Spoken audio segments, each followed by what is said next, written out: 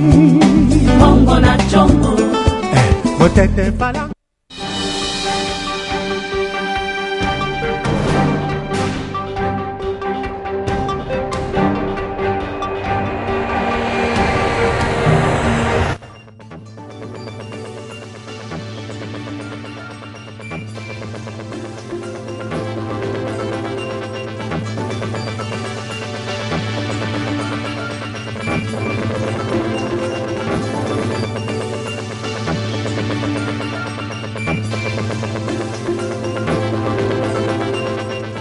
Les journées d'information parlementaires se sont clôturées samedi 23 novembre au Palais du Peuple avec les élus.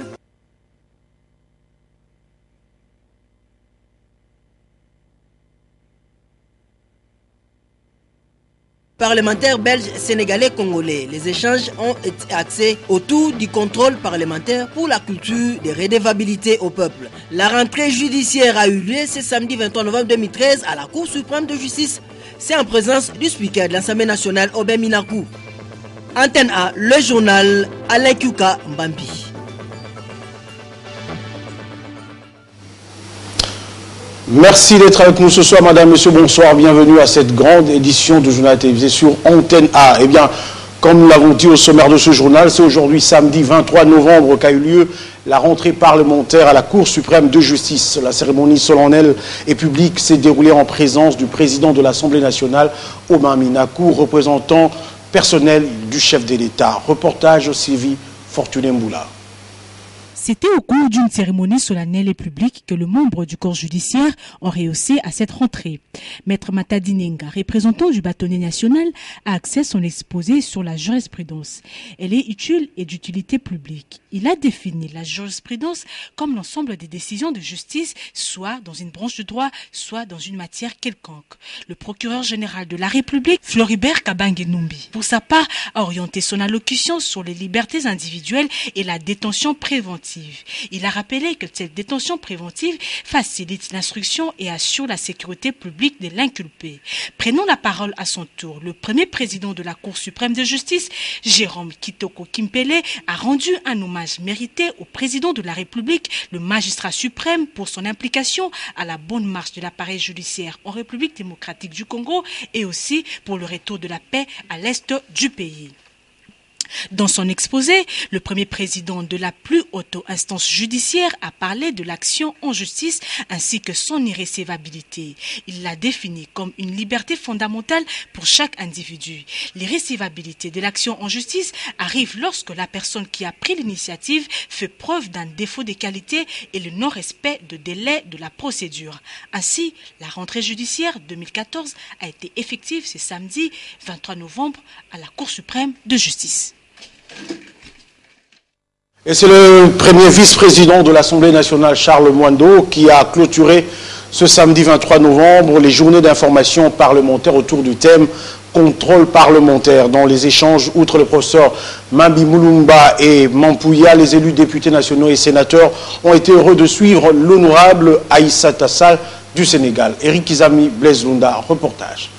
Au cours des échanges, le sénateur Mabi Moulumba a fait remarquer les efforts d'assainissement du cadre macroéconomique en RDC, mais en même temps, ce sage du pays qui a eu aussi à gérer la Cour de compte regrette la multiplicité des centres d'ordonnancement qui fait faire parfois de dépassements terribles dans l'exécution du budget de l'État. Le contrôle parlementaire, a-t-il souligné, est essentiel si l'on veut réellement instaurer la culture de rendre compte au Parlement, puis surtout aux souverains primaires. À son tour, le professeur Mampouya a planché sur le droit international dans les chapitres concernant notamment la ratification efficiente des traités, conventions et accords qui engageraient l'État. En effet, le professeur Mampouya a évoqué les articles 213 jusqu'à 217 de la Constitution. Au Congo-Kinshasa, avant que le pouvoir exécutif ne signe un quelconque accord, ceci doit être avalisé par le Parlement sous la forme d'une loi. Le genre mente, il rassure semble-t-il sous d'autres cieux. Le député sénégalais Aïssata a affirmé son engagement pour la parité, mais elle explicite. Les dames doivent améliorer leurs compétences qui existent pour prétendre à la parité. Les Sénégalais s'y attellent. Le moins bon pour elles existe autant chez les dames que chez les mâles. Le gouvernement, parlant du contrôle parlementaire, a le devoir d'apporter le projet du budget, mais pour cette parlementaire du Sénégal, il est nécessaire de voter la loi sur la reddition des comptes, comme l'a souligné le professeur Mabi Moulumba, en vue de savoir comment apporter des mesures correctives au budget de l'État soumis à l'examen au niveau du Parlement.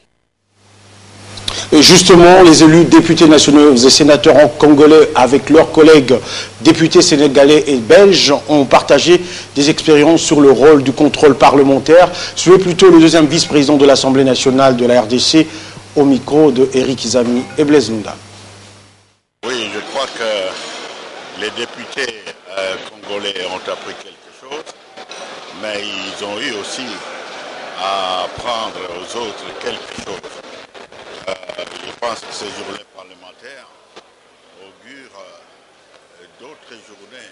Vous savez qu'il est prévu au niveau de l'Assemblée nationale de pouvoir organiser cette fois-là non seulement avec les députés, mais une brochette de la population pour avoir un échange sur ce que fait exactement les députés.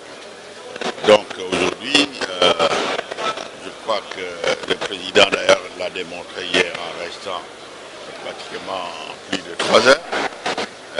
C'est quelque chose de très... Oui, du moins pour cette séance, pour cette séquence, on a atteint l'objectif, mais maintenant, comme vous avez suivi, c'est plus l'exploitation des exposés et de manière à ce que nous puissions améliorer soit notre méthodologie, soit comme on a appris beaucoup d'éléments, améliorer les dispositions du règlement intérieur. Donc ça a été très utile. Voilà, vous avez sans doute corrigé, il s'agit là du premier vice-président de l'Assemblée nationale, Charles Mwando Simba. Suite à l'ordonnance présidentielle du mardi 19 novembre portant révocation du ministre de l'Enseignement supérieur, universitaire et recherche scientifique, le ministre qui a rendu les tabliers a procédé à la remise et reprise avec son collègue de l'enseignement primaire, secondaire et professionnel, Maker Mwangou. C'était hier vendredi en présence du conseiller principal du Premier ministre, Dieu merci Zob Mabiala, Nadia Koulenfouka et Précieux Mangonzoy. Après sa révocation par les présidents de la République pour de manques graves, les ministres de l'enseignement supérieur, universitaire et recherche scientifique, Bonaventure Tchelolo Chimba a passé le bâton de commandement à Maker Mwangou Famba désigné pour assurer l'intérim.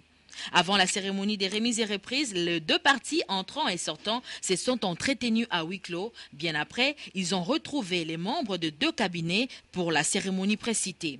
Après la lecture du procès verbal et sa signature par les 2 parties, Maker Mwangou a pris les rênes de ses ministères qu'il a promis de faire rayonner. Cette cérémonie des remises et reprises s'est déroulée devant l'œil vigilant du secrétaire général du 10 ministères et du conseiller principal du Premier ministre.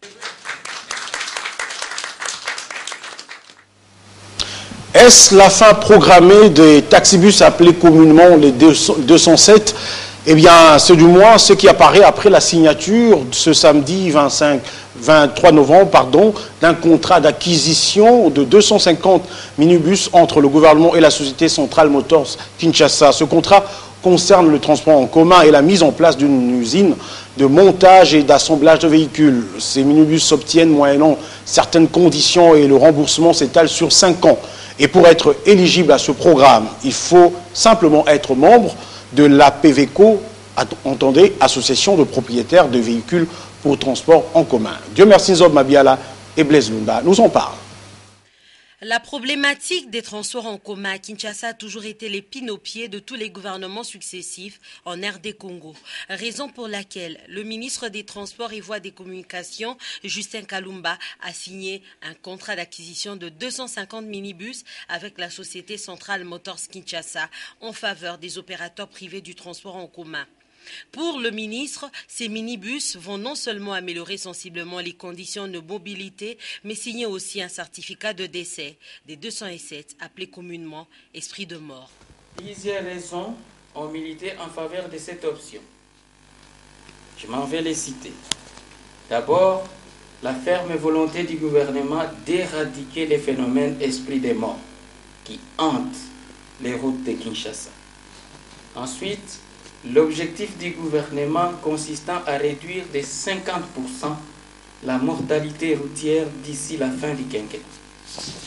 En troisième lieu, les soucis de permettre aux Quinoises et Quinois de se déplacer dans des conditions humainement acceptables. Le représentant de Central Motors a indiqué que ces minibus répondent aux exigences de transport en commun. L'occasion de remercier et de féliciter son Excellence, Monsieur le Président de la République, Joseph Kabila Kabange, pour son implication personnelle dans la concrétisation de la révélation de la modernité. Pour rappel, 14 entreprises ont soumissionné à l'appel d'offres 002 de juillet 2013 et ont été disqualifiées pour raison des critères techniques et financiers.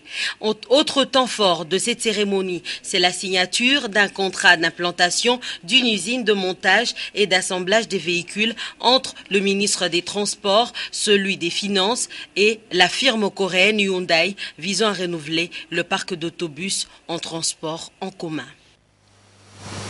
Le Front pour les élections crédibles, FEC, à ne pas confondre avec FEC comme patronat congolais, c'est le nom de la nouvelle plateforme créée par les forces acquises au changement FAC Opposition. L'annonce a été faite au cours d'un point de presse tenu ce samedi 23 novembre à leur siège dans la commune de Kinshasa. Sylvain Kapombo, Bosengele, Africa, Mujinga.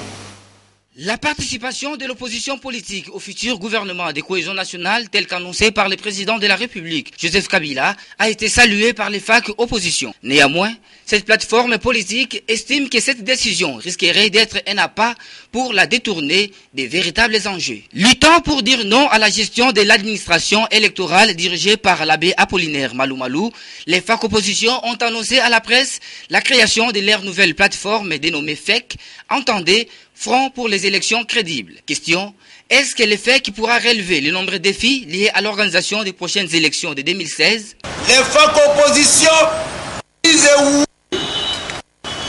Oui, à la seule condition que les vaillants, parmi les fils et filles de notre pays, se mobilisent dès maintenant et se rangent au nom utile de bataille pour la conquête de la démocratie à travers le refus de la confiscation de la CENI, administration électorale bien sûr, par certains individus. À en croire Lisanga Bonganga, la sortie officielle de ces nouveaux fronts aura lieu le 28 novembre 2013, date qui coïncide avec la commémoration des élections organisées en 2011.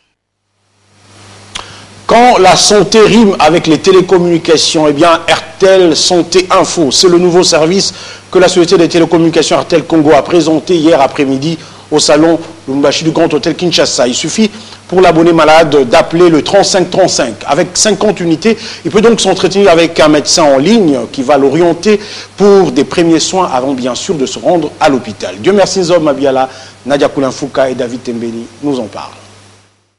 Convaincu que la santé n'a pas de prix, la société des télécommunications RTL en collaboration avec Action Médecins Conseil a lancé les nouveaux services RTL Santé Info. Il permettra à tous les clients abonnés RTL de bénéficier des conseils de médecins à travers les téléphones pour une prise en charge médicale appropriée. RTL ayant un centre d'appel à mis au profit, en partenariat avec AMC, la technologie, pour permettre à un abonné de communiquer avec le médecin qui est derrière un téléphone.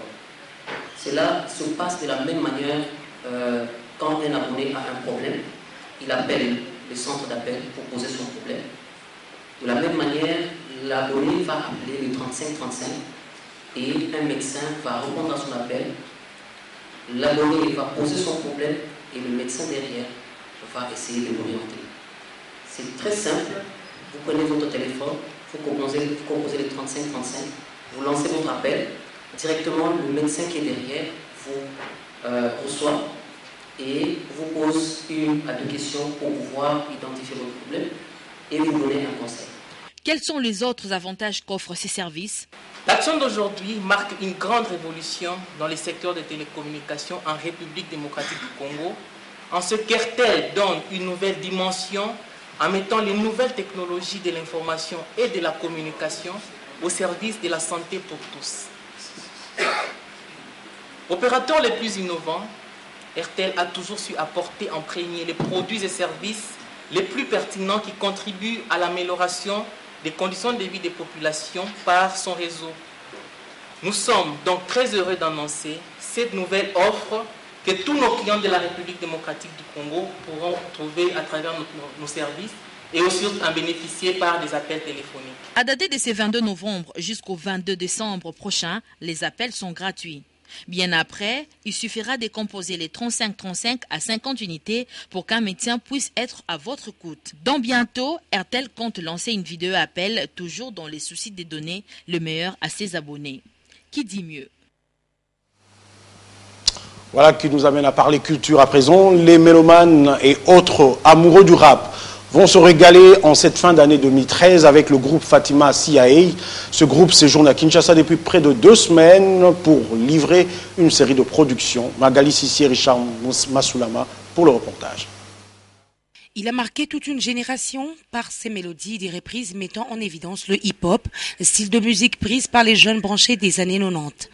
Après un long séjour en Europe, le groupe quinois du rap Fatima CIA décide enfin de rentrer sur Kinshasa pour une série de productions, de raviller encore ces mélomanes d'autrefois et attirer l'attention des amoureux de la bonne musique parlante d'aujourd'hui. Bénéficie déjà des droits d'auteur car s'étant affiliés au SACEM, les artistes du groupe Fatima CIA se trouvent mieux placés pour donner leur avis sur la SOCODA, cette structure rénovée protégeant les intérêts des artistes de la RDC. Avant, il y avait la Soneca, et maintenant c'est la SOCODA. Et notre père, il fut PDG de la Soneca, à l'époque, vers les années 70. Et qu'est-ce que je peux dire, c'est une bonne chose. La SACEM, là-bas à Paris, en France, il y a la SACEM, en Belgique, en France, il y a la SACEM, en Belgique, il y a la SABAM. Donc c'est une bonne chose. Les droits d'auteur, c'est très important. Parce qu'un artiste, que ce soit un artiste musicien ou peintre ou je sais pas, comédien, il faut qu'il ait ses droits. Quand ses chansons passent à la télé ou à la radio, il doit toucher ses royalties, il doit bénéficier de quelque chose. C'est très important. Parce qu'on voit aussi des artistes qui meurent pauvres, faut qu'il y ait un suivi, quoi. Pour ces jeunes ambitieux, l'artiste ne meurt jamais, il vit à travers ses œuvres. Les musiciens congolais de tous bords ne doivent échapper à cette sentence, à la SOCODA d'assurer. Quelques nouvelles en sport avant de boucler ce journal. La garde républicaine possède désormais son club de taekwondo, inauguré jeudi dernier en présence du secrétaire général de la FECOT, Fédération congolaise de taekwondo, Franck Kenzo. Celui-ci a encouragé la pratique de ce sport par toutes les composantes de l'armée nationale. James Katamboa, reportage.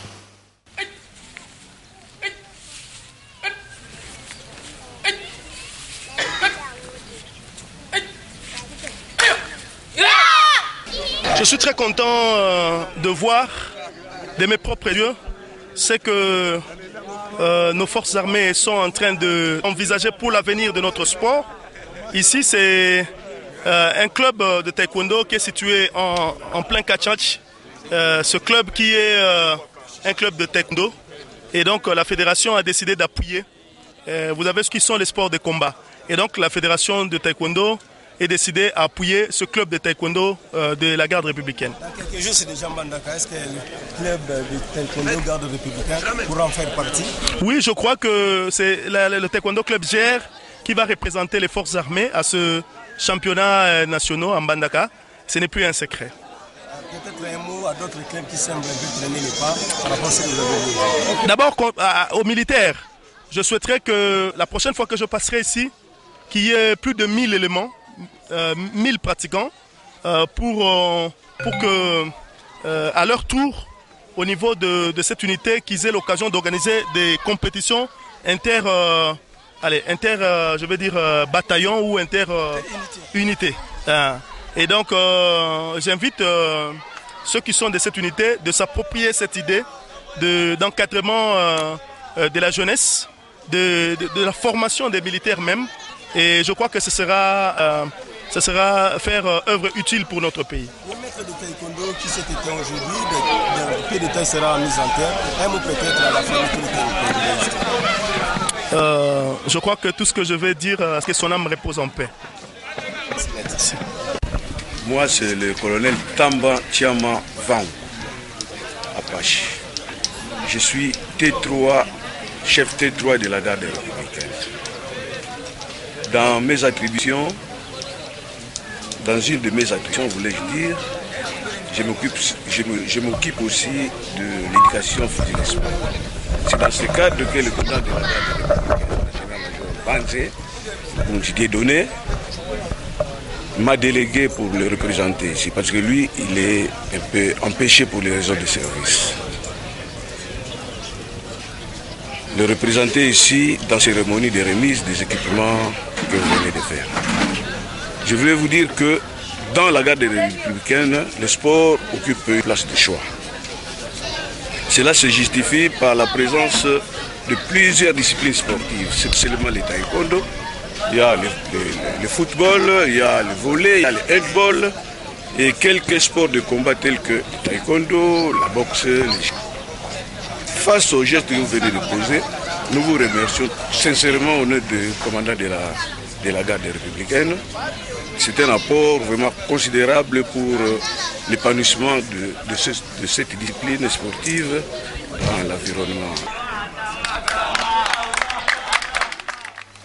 Et puis ce communiqué de la Fédération congolaise de football association, il est demandé aux joueurs de l'équipe nationale et aux parts locaux dont les noms sont repris ci-dessous ayant pris part au match aller entre le Cameroun et la République démocratique du Congo joué à Garoua le 26 août 2013 de se présenter au siège de la FECOFA ce lundi 25 novembre 2013 à 14 h. Il s'agit de Lomboto Hervé, Kalamba Katembwe, Ebunga Simbi, Kasereka Thierry, Bangala Litombo, Lema Mabidi, Moubelendombe, Mbidi Mavwanga, Ngoyi Emomo, Kabamba Mukundi, Zenda Mousselenge, Mukoko Mayayi, Monzel Otei, Manitou Matondo, Luvumbu Nzinga et Tambidila Rachidi.